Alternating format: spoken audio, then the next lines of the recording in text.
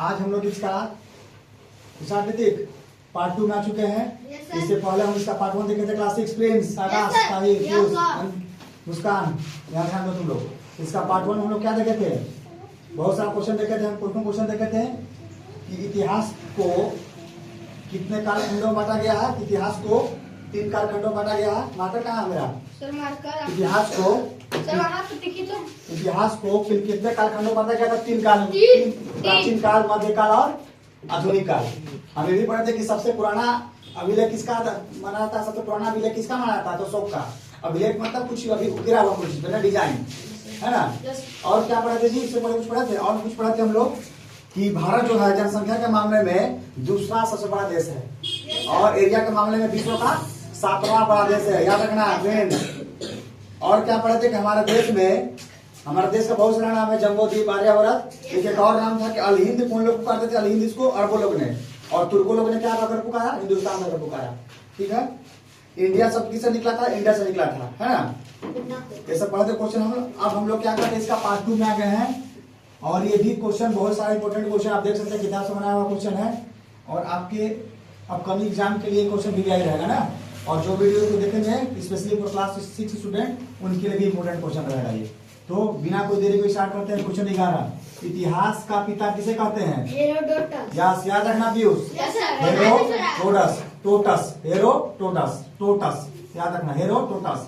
आगे देखिए question 12, Historica पुस्तक के लेखक कौन है? हिस्टोरिका का कौन है? हेरोडोटस। ठीक है। आगे देखिए क्वेश्चन नंबर 13, अर्थशास्त्र। बात नहीं, वीडियो बन रहा है, अलग कर रहे हो। अर्थशास्त्र किसकी रचना है?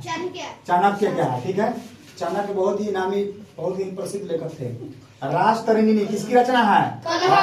यस, कलहन। बहुत अच्छा। 15 देखिए, भारत का सबसे पुराना ग्रंथ कौन है? वेद है। वेदा इसमें क्या बोलते हैं? वेदा बोलते हैं। ठीक है। आगे देखिए 16, अशोक के अभिलेखों को सबसे पहले पढ़ने में किसने सफलता हासिल की? तो जेम्स प्रिसेप। क्या बोलोगे? James Prinsep. Yes, James Prinsep. Yes. आगे देखिए क्वेश्चन नंबर 17 है कि प्राचीन कालीन चांदी का सिक्कों का प्रयोग लगभग कितना वर्ष पूर्व होता था? यस, लगभग 2500 वर्ष पहले। लगभग 2500 वर्ष पहले, यानी 2500 बोलेंगे ना, या 2500 वर्ष पहले। ठीक है। आगे देखिए क्वेश्चन नंबर 18। क्वेश्चन 18 का रहा है कि जेम्स प्रिसेप ने अशोक के अभिलेखों को कब पढ़ने में सफलता हासिल की? 1837 ईस्वी में जो जेम्स प्रिसेप है वो अशोक के अभिलेखों को पढ़ने में सफलता हासिल कर ली है। 19 देखिए, खाली जगह भी ऐतिहासिक जानकारी के स्रोत है। तो कौन? सिक्के। सिक्को क्या बोलते हैं? कॉइन बोलते हैं। क्या बोलते हैं? COIN, coin.